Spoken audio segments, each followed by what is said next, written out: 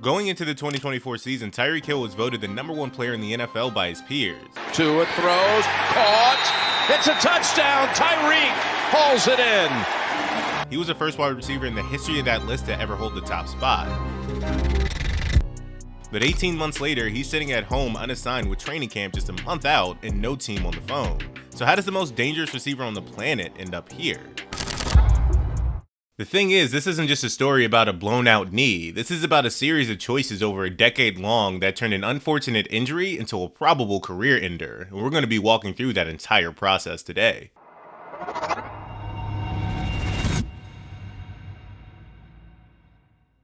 Tyreek Hill was raised in Douglas, Georgia by his grandparents Herman and Virginia because his parents couldn't be there at that time.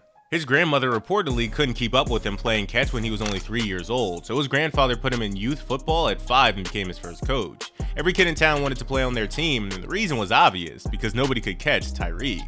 Once he got to Coffee High School, the football field was almost secondary to what he was on the track.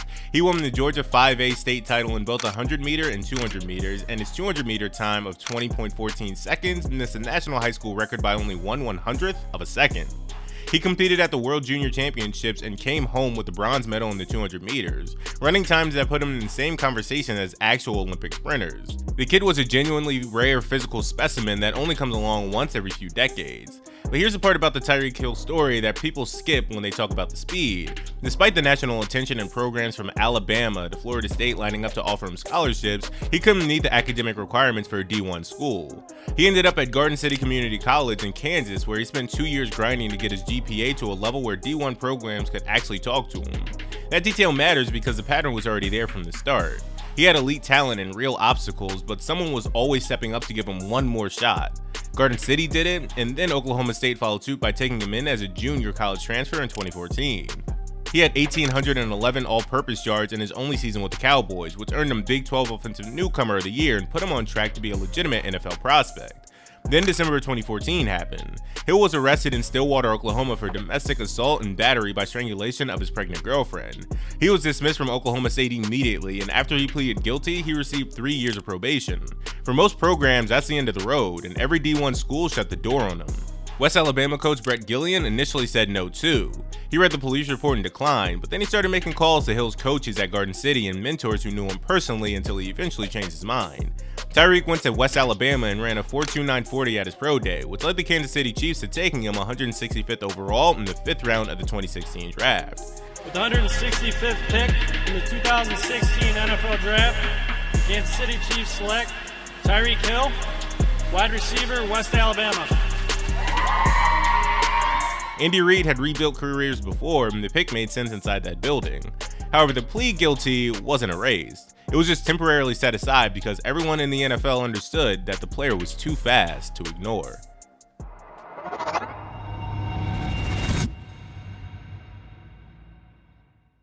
He got a second chance, and for a while it looked like he was going to be able to skate away clean. In 2016, he was used mostly as a returner for the Kansas City Chiefs, where he earned a first-team All-Pro and sat 4th in the depth chart as a wide receiver. Speed doesn't care about depth charts though, and it only took about 2 weeks before the entire league was on notice.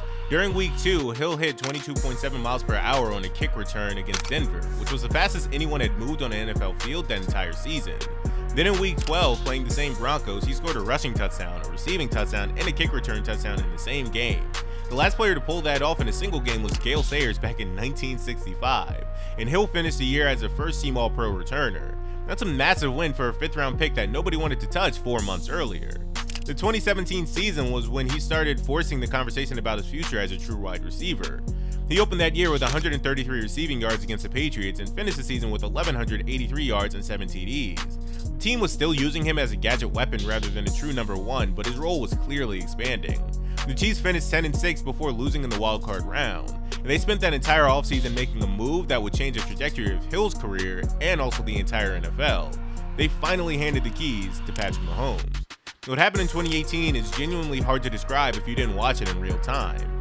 Pat had an arm that could reach any part of the field on any throw, and Hill's 4.29 speed meant that once he got a step on the cornerback, the play was over. Defenses had no answer for the duo.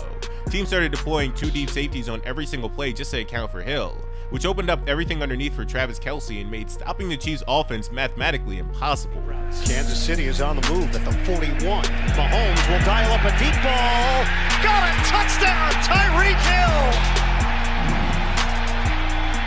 Tyreek finished 2018 with 1,479 yards and 12 touchdowns, including a 215-yard performance on Monday Night Football against the Rams. I felt like watching someone play a completely different sport.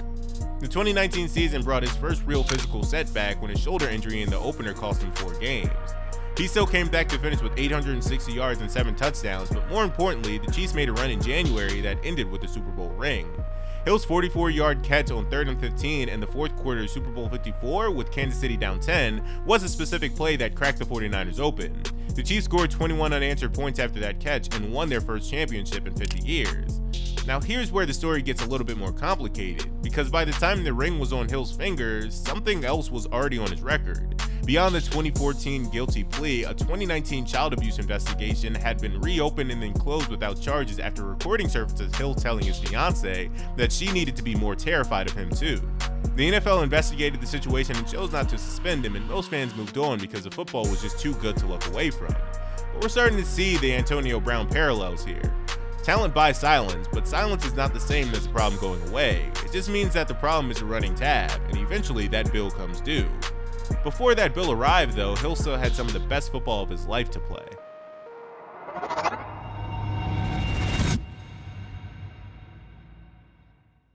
The 2020 season showed Tyreek Hill operating at a level that made people genuinely question if he was the best receiver alive. He put up 87 catches, 1,267 yards, and also 15 touchdowns. The last number tied the Chiefs' franchise record, and he was once again a first-team All-Pro. The transformation from a return specialist to a generational pass catcher was officially complete. Kansas City went back to the Super Bowl that year, but Tampa Bay's defense absolutely suffocated them. The final score was 31-9, and Hill finished with 73 yards as the offense never found its rhythm while Mahomes took an unprecedented amount of pressure. None of that was on Hill, but the loss stung. And the 2021 season had a similar feel. He had elite individual production with 111 receptions and 1,239 yards, but it ended with another painful exit to the Bengals in the AFC Championship game after Kansas City blew a 21-3 lead and lost in OT. From 31 yards, McPherson, and Cincinnati is heading to the Super Bowl. By the time the 2022 all-season had arrived, the contract situation had become a conversation neither side could agree on. Hill had clearly outplayed his deal and wanted a new one, but the offer Kansas City made didn't match what he felt he was worth on the open market. Talks went sideways quickly, and in March of 2022, the Chiefs traded him to Miami for 5 draft picks. Tyreek then signed a 4-year, $120 million extension with the Dolphins, which made him the highest-paid receiver in NFL history at the time. The football logic was understandable because you have to get paid when you can. The window for a receiver to command that kind of money is short, and Hill knew exactly where he stood in the market. But if you strip away the financial calculation and look at what he actually walked away from, he left the best quarterback-coach combination in the league. He traded an offense specifically built around his skill set for Tua Tagovailoa and a Miami team that hadn't made the playoffs in 5 years. Tyreek was publicly enthusiastic about Tua from day one and talked constantly about his accuracy and his catchable ball. But he left a situation where the team's entire offensive identity was built around making him unstoppable. Hill got his money and he got his own team, but what he gave up in exchange was the one quarterback in the league who made him genuinely unstoppable and the stability of a winning organization. That matters more than any contract number when you're trying to hold a Hall of Fame career together.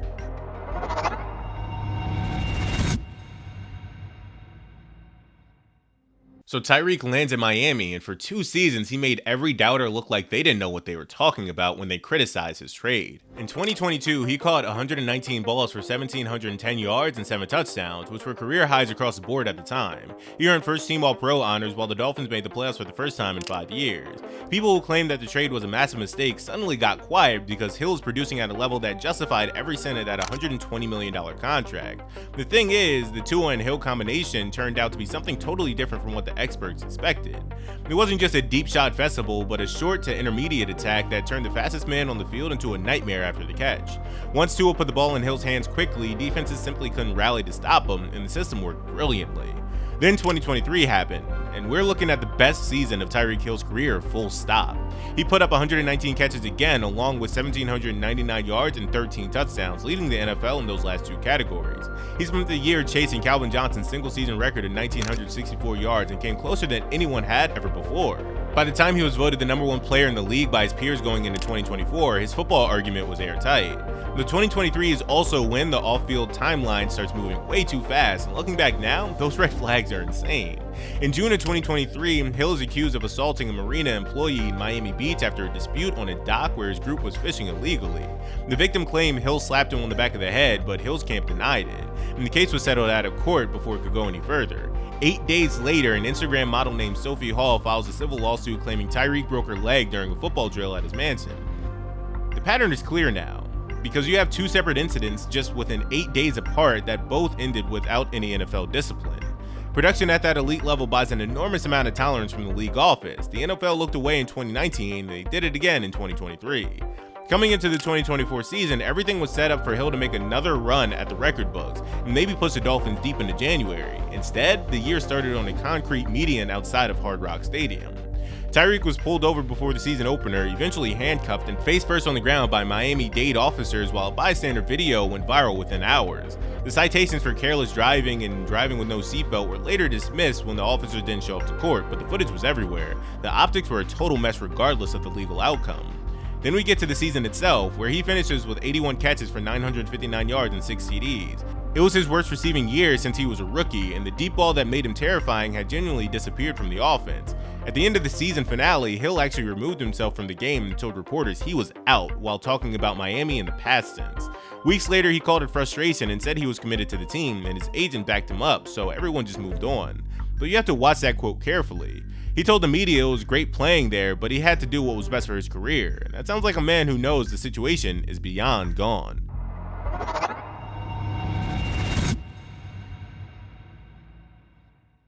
The 2025 season didn't even kick off yet when more allegations came across Tyreek Hill's lap. His estranged wife, Cheetah, actually cited 8 different domestic abuse incidents during their 17-month marriage when they were doing divorce filing. Hill's attorneys fired back immediately and called the filings a shakedown, but the NFL opened a formal investigation under the personal conduct policy anyway.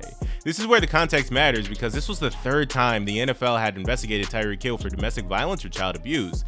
You have the 2014 guilty plea, the 2019 child abuse case where prosecutors couldn't prove anything, and now 2025. So the investigation is open and the allegations are public, but the season starts anyway until week 4 against the Jets. The Dolphins were actually leading 10-3, and Hill was having one of his best games in a while with 6 catches for 67 yards. Until Jets defensive back Malachi Moore came in to make a straightforward tackle. But Hill's left leg buckled at the knee and his foot pointed the wrong direction entirely. The diagnosis the next morning was brutal even for the NFL. He had a dislocated knee, a torn ACL, and multiple other torn ligaments, all from that one play. Surgery happened the following day, and while his agent said everything was repaired in one procedure, the road back was still incredibly long. The goal is to be ready for the start of the 2026 season, but that timeline requires everything to go perfectly for a 31-year-old rehabbing a catastrophic injury. Hill carried a massive $27.7 million cap number in 2025, but his projected number in 2026 was even bigger at $51.9 million, with none of that guaranteed at the time. So, in February 2026, the Dolphins officially cut him. The Dolphins saved the cap space they desperately needed, and Tyreek entered free agency for the first time at 32 years old.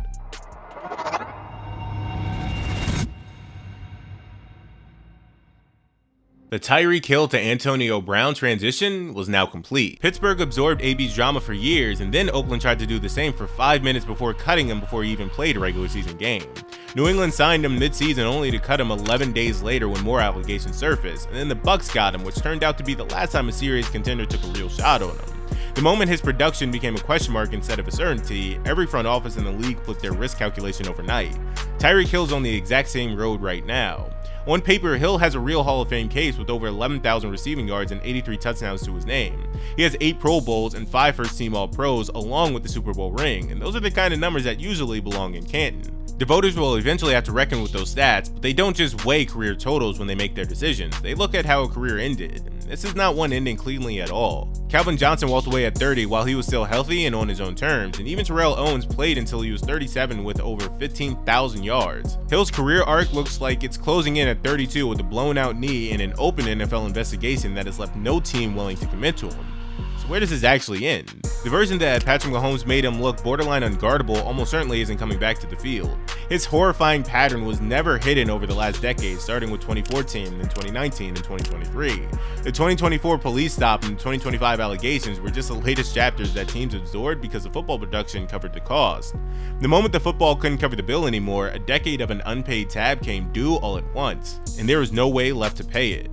So there you have it. Watch this next video if you haven't already, and subscribe if you're new. Thanks for watching.